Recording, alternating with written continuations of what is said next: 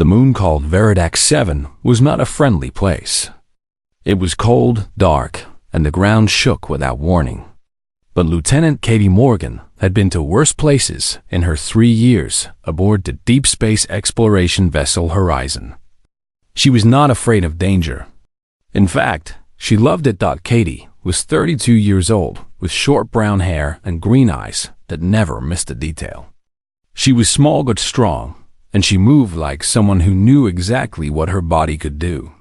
The crew respected her because she never asked anyone to do something she would not do herself. When there was a hard job, Katie was always the first to volunteer. On this day, she led a team of 4 down to the surface of the moon. Their mission was simple. They needed to collect rock samples and check if the area was safe for a larger research team. The shuttle landed near the entrance of a massive cave system. The walls inside glowed with strange blue minerals that no human had ever seen before. Katie walked ahead with her scanner in one hand and a light in the other. Behind her came 2 junior crew members, a young man named Derek and a young woman named Lily. They were both new to space exploration and still learning. The 4th member of the team was Sergeant Paul Briggs, a quiet man who had served with Katie for 2 years. The cave was beautiful in a strange way. The blue light from the walls made everything look like it was underwater. Katie stopped to take readings while Derek and Lily looked around with wide eyes. They had never seen anything like this before. Then the ground began to shake. It started small, just a gentle vibration under their feet. Katie had felt earthquakes before, so she did not panic. She raised her hand to signal the team to stop moving. But the shaking did not stop. It grew stronger. The blue minerals on the walls started to crack and fall. Katie knew they had to get out. She turned to run toward the entrance, but then she saw Derek and Lily. They were frozen in place, too scared to move. Large rocks were falling from the ceiling above them. In 2 seconds, they would be crushed. Katie did not think. She just acted. She ran toward them and pushed them both as hard as she could. Derek and Lily flew forward and rolled out of the danger zone. But Katie was not fast enough to save herself. A massive piece of the ceiling came down on her. She felt something hit her back, then her left leg. The pain was so strong that her vision went white. She heard someone screaming and realized it was her own voice. Then everything went dark. When Katie opened her eyes, she was no longer in the cave. She was in the medical bay of the Horizon. The lights were bright, and the air smelled clean. She tried to sit up, but her body would not obey. Everything hurt. Dr. Ethan Cole appeared beside her bed. He was a tall man with gray hair and kind eyes. He had been the ship's doctor for 15 years, and he had seen many injuries. But his face now carried a sadness that made Katie's heart sink. Katie tried to speak, but her throat was too dry. Ethan gave her some water and waited for her to drink. "What happened?" Katie finally asked. Her voice was weak and rough. Ethan did not answer right away.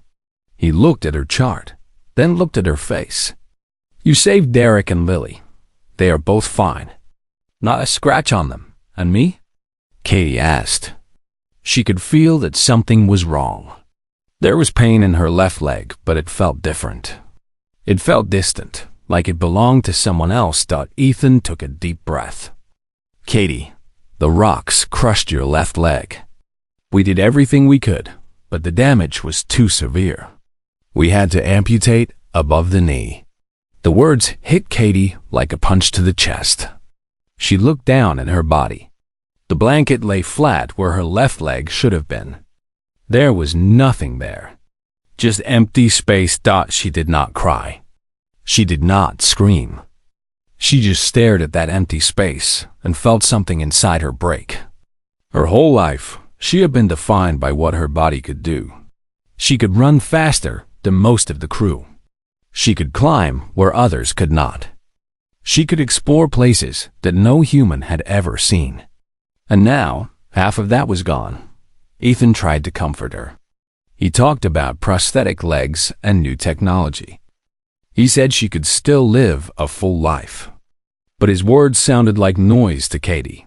She stopped listening and turned her face toward the wall. Over the next few days, people came to visit her. Her best friend, Corporal Maggie Lane, came every morning with music and stories. Maggie was a short woman with curly red hair and a loud laugh. She had known Katie since basic training, and they had been through everything together.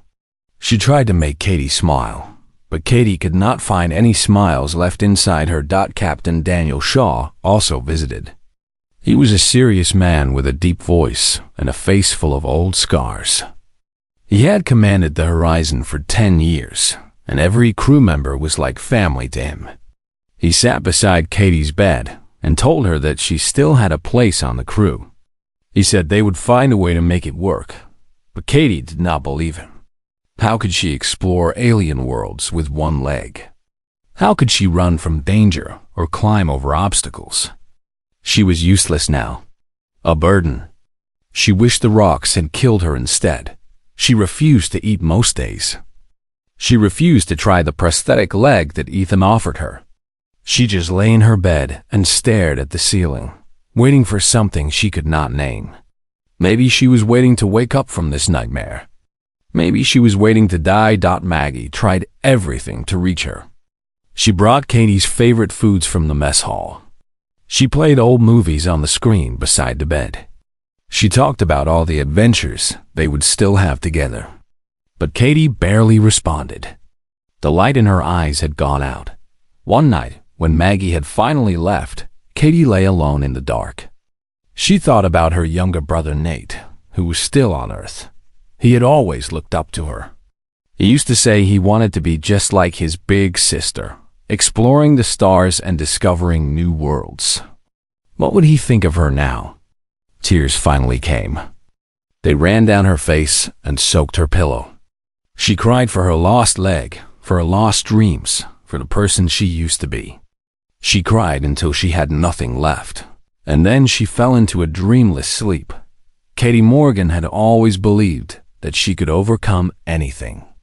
But lying in that medical bay, with half of her body gone, she believed that her story was over. She had no way of knowing that her story was just about to begin. 3 weeks had passed since the accident on Veridac 7. Katie Morgan still lay in her bed in the medical bay. She had not improved. If anything, she had gotten worse. She barely spoke to anyone. She ate only when Dr. Ethan Cole forced her to. The woman who had once been full of fire and courage was now just a shell. The Horizon continued its journey through deep space.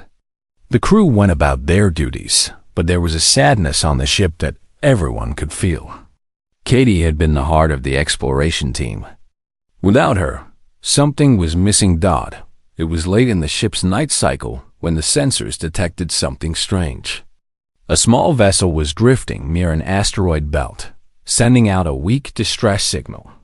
The signal was in a language no one on board had ever heard before. This was not unusual. The galaxy was full of alien species, and humanity had only met a few of them. Captain Daniel Shaw was called to the bridge. He listened to the signal and looked at the readings. The vessel was damaged and losing power. Whoever was inside would die if no one helped them. There were rules about this kind of thing. The Horizon was a research vessel, not a rescue ship. They were supposed to report unknown contacts and wait for orders from Earth. But Earth was very far away, and those orders would take weeks to arrive. By then, whoever was in that ship would be dead. Captain Shaw made a decision. "Bring them in," he said. The crew used a tractor beam to pull the small vessel into one of the Horizon's cargo bays. It was a beautiful ship, even in its damaged state. The metal was smooth and white, and it seemed to glow with a soft light. There were no weapons visible, no signs of any threat. A security team led by Sergeant Paul Briggs surrounded the vessel as its door slowly opened. Everyone held their breath. Then a figure stepped out into the light. The alien was tall and thin, with long arms and legs that moved with a grace no human could match. Her skin was unlike anything the crew had ever seen. It changed colors as they watched, shifting from blue to green to gold. Her eyes were large and dark, with no whites at all. She had no hair, but a series of soft ridges ran across her head like waves on water. She raised her hands to show she held no weapons. When she spoke, her voice was soft and musical, like wind chimes in a gentle breeze. The ship's translator took a moment to process her words. "I thank you for your kindness," she said. "I am Valith of the Serethi Collective. I mean you no harm." Captain Shaw stepped forward. He was cautious but not afraid. "I am Captain Daniel Shaw of the human vessel Horizon. Why were you in distress?" Valith explained that she was a healer, part of a wandering order that traveled across the galaxy to help those in need. Her ship had been damaged when she flew through an unexpected debris field. She had been drifting for days, growing weaker, when the Horizon found her. Dr. Ethan Cole pushed through the crowd. He was fascinated by the alien. He asked permission to examine her and make sure she was healthy. Valith agreed with a gentle smile. Her skin turned a warm orange color, which the crew would later learn meant she was feeling grateful. Over the next few days, Valith became a guest aboard the Horizon. She was polite and curious about humans. She asked many questions about Earth, about human history, about how they had learned to travel among the stars. In return, she answered questions about her own people. The Serethi, she explained, were an ancient species. They had stopped fighting wars long ago. Now they focused on healing and knowledge. Some Serethi stayed on their homeworld, studying the secrets of biology and medicine. Others, like Valith, traveled the galaxy to share their skills with species who needed help. Ethan spent hours talking with her about medicine. What she told him was amazing. The Serethi could heal injuries that humans thought were impossible to fix. They could encourage cells to grow and regenerate in ways that took decades off a patient's body. They could repair damage to organs, bones, and even nerves. "How is this possible?" Ethan asked, his eyes wide with wonder. Valith tried to explain, but the concepts were difficult for humans to understand. Her people used a combination of genetic therapy, energy transfer, and special compounds made from plants on their homeworld. It was not magic, she said, but it might seem like magic to those who did not know the science behind it. One evening, Valith asked Ethan if there was anyone on the ship who needed healing. She wished to repay the crew's kindness by helping in the way she knew best. Ethan thought immediately of Katie. He told Valith about the accident, about the lost leg, about the woman who had given up hope. Valith listened carefully. Her skin shifted to a deep blue color, which meant she was feeling sadness. "May I see her?" Valith asked. Ethan was not sure if it was a good idea. Katie had refused all help so far. She might refuse this too. But he agreed to take Valith to the medical bay. At worst, Katie would say no. At best, something might change. When they entered the medical bay, Katie was lying with her face toward the wall, as usual. She did not turn around when she heard footsteps. She assumed it was Maggie or the captain, coming to tell her things she did not want to hear. "Katie," Ethan said gently, "there is someone I would like you to meet." Katie did not move. "I do not want to meet anyone." "She is a healer," Ethan continued. "An alien healer. She has skills that we do not have. She thinks she might be able to help you." For a long moment, Katie was silent. Then she slowly turned her head. She saw Valith standing beside Ethan, her skin glowing with soft colors in the dim light. Their eyes met, and something passed between them. Katie did not know what it was. Understanding, maybe. Or recognition. Valith walked closer to the bed. She moved slowly, like someone approaching a wounded animal. She sat down in the chair beside Katie and folded her long hands in her lap. "I am Valith," she said. "I have heard about your injury. I am sorry for your pain, Katie said nothing. She just stared at the alien with empty eyes. "I can help you," Valeth said. "I can help your leg grow back. But I must tell you the truth. It will not be easy. The process is long and painful. It will require something that is hard to give." "What?" Katie asked. Her voice was rough from days of silence. "Trust," Valeth said. "You must trust me completely. You must believe that healing is possible, even when your body tells you it is not. Can you do that?" Katie looked away. Trust? She did not even trust herself anymore. How could she trust a stranger, an alien she had just met? It was impossible. "I cannot," Katie said.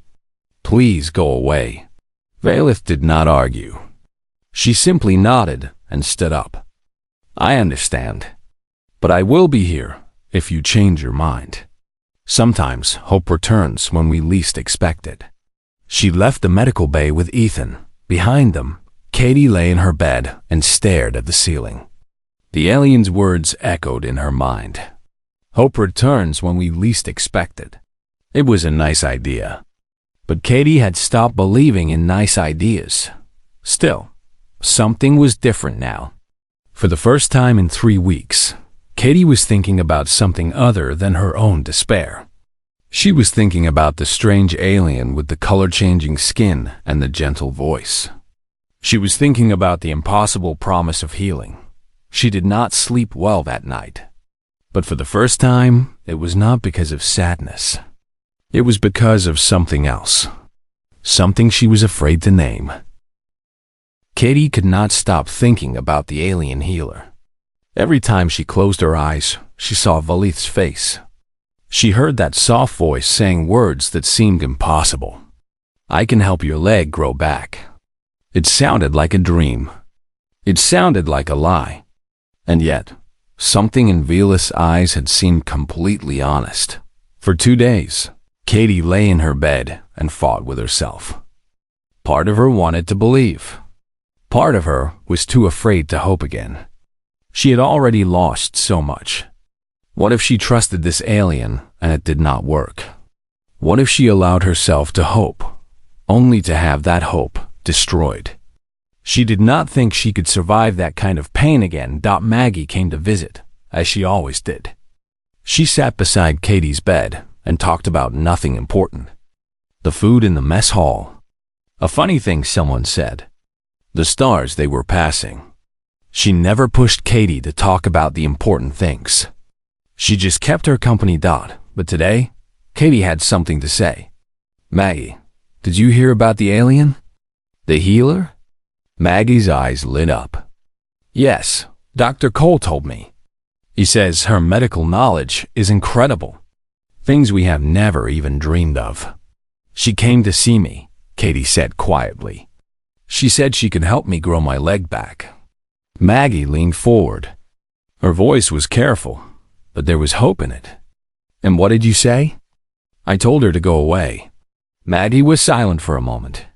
Then she reached out and took Katie's hand. "Why?" "Because I am scared," Katie admitted. It was the first time she had said those words out loud. "I am scared that it will not work. I am scared that I will trust her and she will fail. I am scared of hoping again." Maggie squeezed her hand. "Katie, I understand. I really do. But think about it this way. Right now, you are lying in this bed with no hope at all. You have decided that your life is over. How is that better than taking a chance?" Katie did not have an answer. "You have always been brave," Maggie continued. "You pushed Derek and Lily out of the way without thinking about yourself. You have faced monsters on alien planets.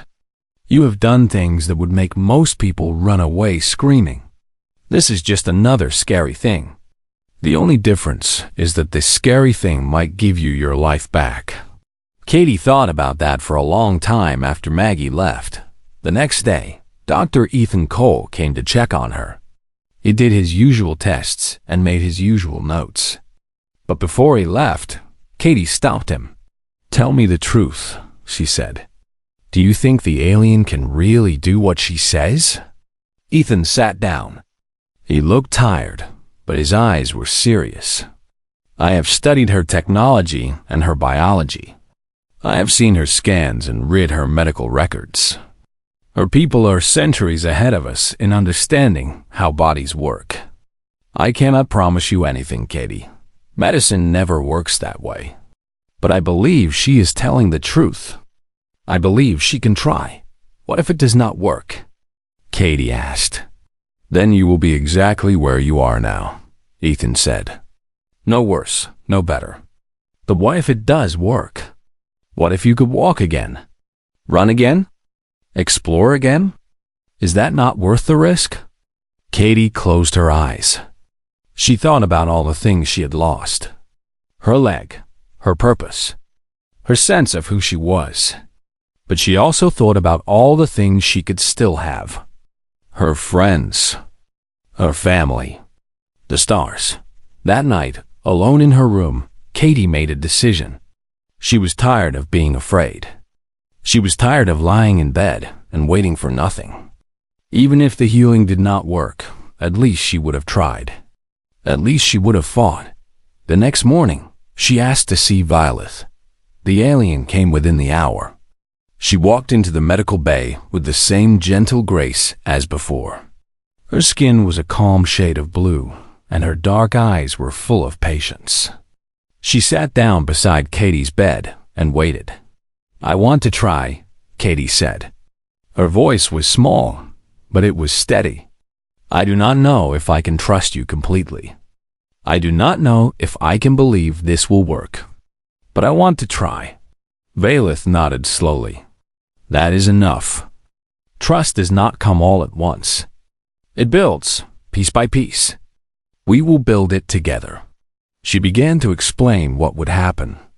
The process had several steps. First, she would use genetic therapy to wake up cells that had been sleeping. Human bodies had the power to heal themselves in many ways, but that power grew weaker as people got older. Valeth would remind Katie's body what it could do. Second, she would use a technique called energy transfer. This was harder to explain. Among her people, life energy was not just a spiritual idea. It was a real thing that could be measured and shared. Valeth would give some of her own energy to Katie to help the healing process. Third, she would use a special compound made from plants on her homeworld. These plants had properties that encouraged growth at a cellular level. Combined with the other techniques, they could help regenerate tissue, bone, and nerve. It will take many weeks, Valeth said. Perhaps 2 months, perhaps more. Every person is different. I must warn you, Katie, it will hurt. Growing bone and nerve is one of the most painful things a body can experience. There will be times when you want to stop. There will be times when your body screams at you to give up. But if you endure, if you keep fighting, you will walk again. Katie felt fear rising in her chest, but she pushed it down. I understand. When do we start? We can start today, if you wish. Katie took a deep breath. She looked around the medical bay at the machines and the lights and the empty space where her leg should be. Then she looked at Valeth, at those dark eyes that seemed to hold the wisdom of centuries. Let us start today, Katie said. Valeth smiled. Her skin turned a warm gold color. Very well. But first, there is something I need from you. I need you to tell me why you want to heal. Not because others expect it. Not because you think you should. I need to know your true reason. Katie thought for a long moment. So many answers came to mind. She wanted to walk again. She wanted to explore again. She wanted to prove that she was not broken. But underneath all of those answers, there was something deeper. I have a younger brother on Earth, she said finally. His name is Nate. He's 17 years old, and he has always looked up to me. He wants to join a starship someday, just like I did. I cannot let him see me like this. I cannot let him think that the universe broke me. I want to show him that no matter what happens, we can always fight back. We can always choose to keep going. Valeth listened with her head tilted to one side. When Katie finished, the alien reached out and gently touched her hand. "That is a beautiful reason," Valeth said. "Hold on to it. In the dark moments that will come, remember your brother. Remember why you are fighting. That will give you the strength to continue." Katie nodded. For the first time in weeks, she felt something stir inside her. It was small and fragile, like a seed just beginning to sprout. But it was there. Hope had returned. And this time, Katie was going to hold on to it with everything she had. The first day of treatment was unlike anything Katie had ever experienced. Valeth prepared a small room next to the medical bay, filling it with equipment that no human had seen before. There were tubes of glowing liquid, devices that hummed with energy, and strange instruments that looked more like art than medicine. Dr. Ethan Cole stayed nearby to monitor Katie's vital signs. He was fascinated by everything Valeth did, but he was also nervous. This was completely new territory. If something went wrong, he had no idea how to fix it. Valeth began by injecting Katie with the compound from her homeworld. It was a pale green liquid that felt cold as it entered her veins.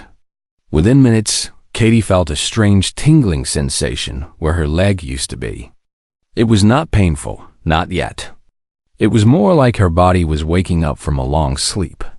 "Your cells are remembering," Valeth explained. "They are remembering how to grow. This is the first step." For the next few hours, nothing seemed to happen.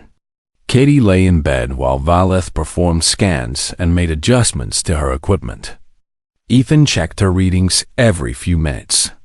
Everything looked normal. Then, just as Katie was starting to wonder if it was working at all, the pain began. It started as a dull ache in her thigh, right where her leg ended. But within minutes, the ache grew into something sharper. It felt like fire was burning inside her body. She gripped the sides of her bed and tried not to scream. "This is normal," Valeth said calmly. "Your nerves are waking up. They have been asleep for many weeks. Waking up hurts." The pain continued to grow. Katie could not hold back any longer. She screamed, long and loud, until her throat was raw. Ethan rushed forward to give her medicine for the pain, but Valeth stopped him. "Pain medicine will slow the process," she said. "The nerves must feel what they are doing." "I am sorry, Katie. This is the hardest part." Katie screamed again. She cried and cursed and begged for it to stop. But she did not ask Valeth to end the treatment. Somewhere in the middle of all that pain, she held on to the reason she was doing this. She thought of Nate. She thought of the look on his face when he saw her walk again. And she kept fighting. The first 3 days were the worst. Katie barely slept. When she did sleep, she had terrible dreams of fire and falling. Maggie stayed with her as much as possible, holding her hand and whispering words of encouragement. Ethan checked on her constantly, amazed by what the scans were showing. "Tissue is forming," he said to Valeth, his voice full of wonder. "I can see it on the scans. Cells are multiplying where there should be nothing. This is impossible." "Not impossible," Valeth said. "Just difficult. Human bodies are remarkable.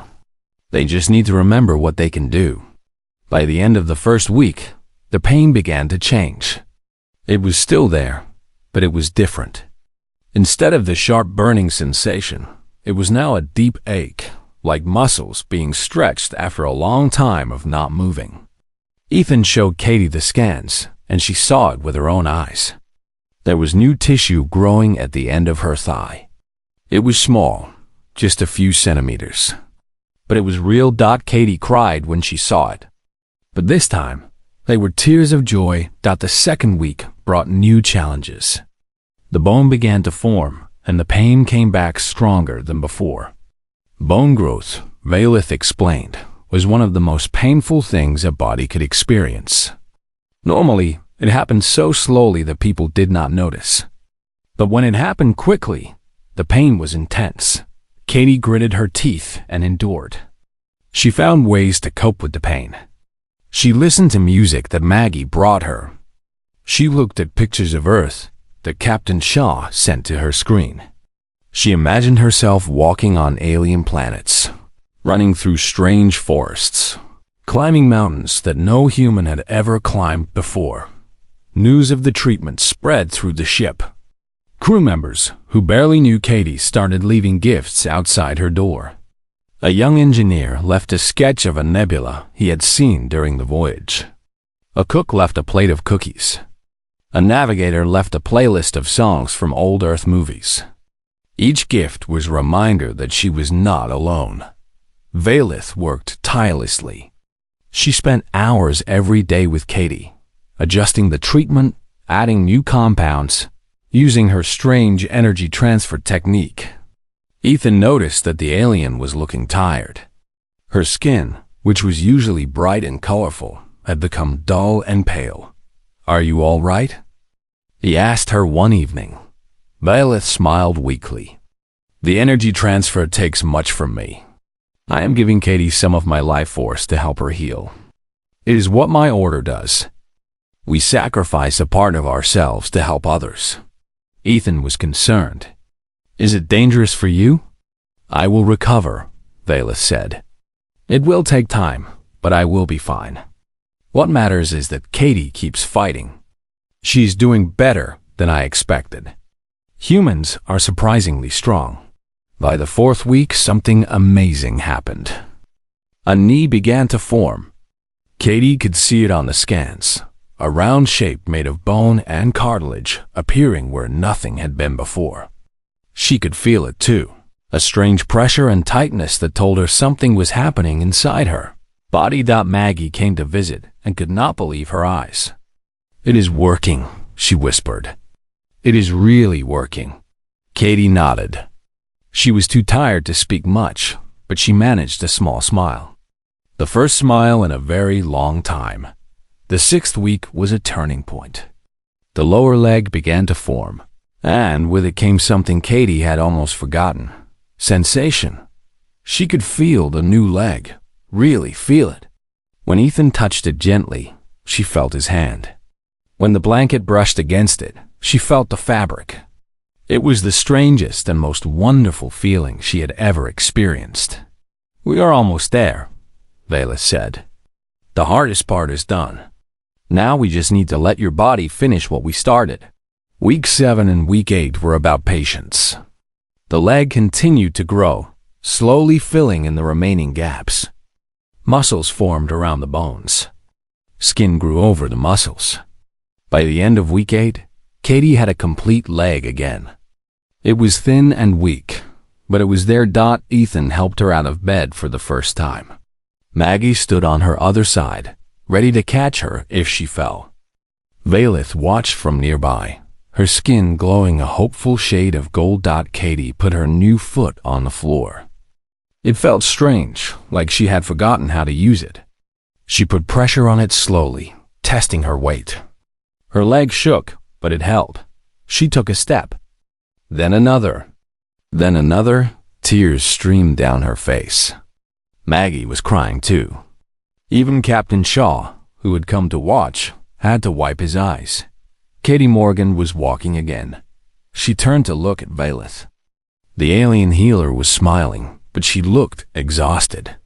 Her skin was paler than ever, and she seemed thinner than when Katie had first met her. "Thank you," Katie said. Her voice broke on the words.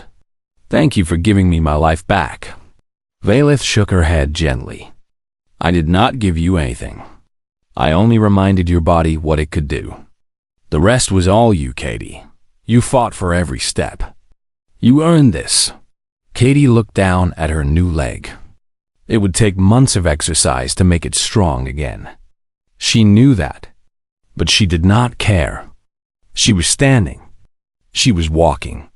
She was alive in a way she had not been for months, and she was ready to face whatever came next. 3 months had passed since Katie Morgan took her first steps on her new leg. In that time, she had worked harder than ever before. Every day, she did exercises to strengthen her muscles. Every day, she pushed herself a little further. She walked. She jogged. She ran. And finally, she was ready. The horizon was approaching a newly discovered star system. There were 3 planets in the habitable zone, and at least one of them showed signs of complex life. It was exactly the kind of mission Katie had joined the crew for. And for the first time since the accident, she was going to be part of the exploration team again. But before that could happen, there was something else Katie needed to do. Vila's ship had been fully repaired. The engineers had worked for weeks to fix the damage and upgrade some of the systems with human technology. It was time for the alien healer to continue her journey across the stars. The crew gathered in the main cargo bay to say goodbye. Captain Shaw stood at the front, his face serious but warm. Beside him were Dr. Ethan Cole, Maggie Lane, and dozens of other crew members who had come to respect and admire the strange visitor who had saved one of their own. Valith stood before them, her skin glowing with a mix of colors that Katie now understood. Blue for sadness at leaving, gold for gratitude, a soft green for peace. Captain Shaw spoke first. Valith of the Sereti Collective, on behalf of the crew of the Horizon, I want to thank you.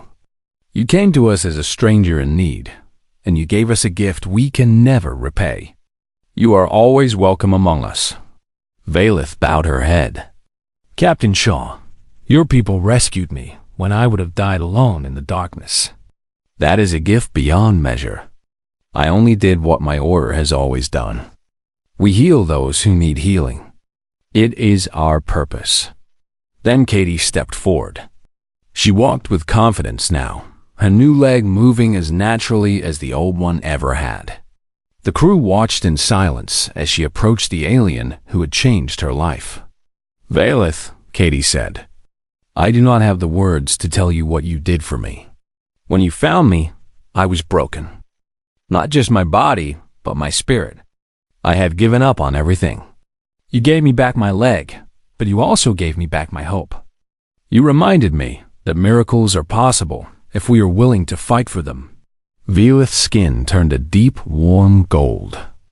Katie Morgan, I have traveled to many worlds and healed many beings, but I have never met anyone like you. When the pain was at its worst, you did not stop. When your body screamed at you to give up, you kept going. That strength did not come from me. It came from inside you. It was always there. Katie smiled. Maybe, but you helped me find it again. She reached into her pocket and pulled out a small object. It was a patch from her uniform, the one she had worn on the day of the accident. She had kept it as a reminder of what she had lost. Now she wanted Valith to have it. This is for you, Katie said. So you will remember us. So you will remember that somewhere out here among the stars, there is a human who will never forget what you did. Valith took the patch and held it gently in her long fingers. Her eyes shimmered with emotion. I will treasure this always. Before she could say more, Maggie pushed through the crowd and wrapped her arms around the alien in a tight hug. Valith seemed surprised at first, but then she returned the embrace, her skin flickering through a rainbow of colors. You take care of yourself out there, Maggie said. And if you ever need help again, you call us. We will come running. One by one, other crew members came forward to say their own goodbyes. Dr. Cole shook Valith's hand and thanked her for teaching him things he never thought possible. Captain Shaw gave her a formal salute, the highest honor he could offer.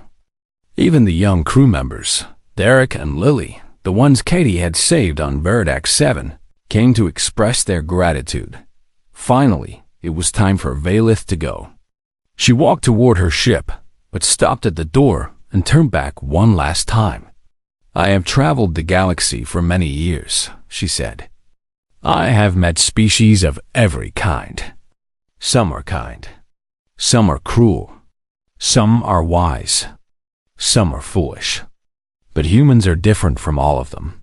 The crew listened in silence, wondering what she would say next. Other species accept their fates, Valith continued. When bad things happen, they grieve and move on. They learn to live with their losses. But humans do not accept. Humans rage against their fates. They fight back. They refuse to surrender, even when all hope seems lost. They claw their way out of the darkness, and they come back stronger than before. She looked at Katie, and her skin glowed with the brightest gold Katie had ever seen. I have seen this in Katie Morgan. I have seen it in all of you. It is terrifying and beautiful at the same time. You are a species that the galaxy should not underestimate. One day, you will do great things. I am certain of it. With those words, she stepped into her ship. The door closed behind her, and moments later, the vessel rose from the cargo bay and disappeared into the stars. The crew stood in silence for a long time. Then, slowly, they began to return to their duties. But something had changed. There was a new energy on the ship, a new sense of purpose. They had been reminded of what they were capable of. Katie watched the spot where Velith's ship had disappeared until it was just empty space. Then she felt a hand on her shoulder. It was Maggie. So, Maggie said, "Are you ready for the mission tomorrow?" Katie turned to look at her friend. I have been ready for months. The next day, the Horizon entered orbit around the first planet in the new system. It was a green and blue world, covered with forests and oceans. The sensors detected large creatures moving through the trees and strange structures that might have been built by intelligent beings. Katie suited up with the rest of the exploration team. She checked her equipment, tested her weapons, and made sure her new leg was working perfectly. Then she walked to the shuttle bay, where Maggie and Paul Briggs and the others were waiting. Captain Shaw's voice came over the communicator. Exploration Team 1, you are clear for launch. Good luck down there. Katie strapped herself into her seat as the shuttle lifted off and descended toward the planet below. Through the window, she could see the alien forests growing larger and larger. Strange birds flew past, their wings shimmering in the sunlight. She thought about everything she had been through. The accident, the despair, the pain, the healing.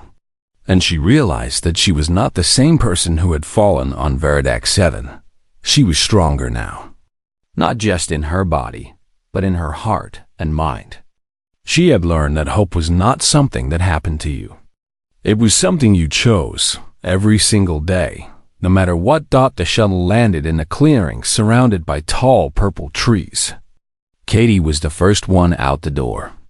She took a deep breath of the alien air and felt the unfamiliar ground beneath her feet. Then she started walking, exploring a world that no human had ever seen before. Behind her, the crew followed. And above them, somewhere among the countless stars, a healer named Velith was continuing her own journey, carrying a small patch from a human uniform and a memory of the bravest species she had ever met. The story of Katie Morgan was far from over. In many ways, it was just beginning.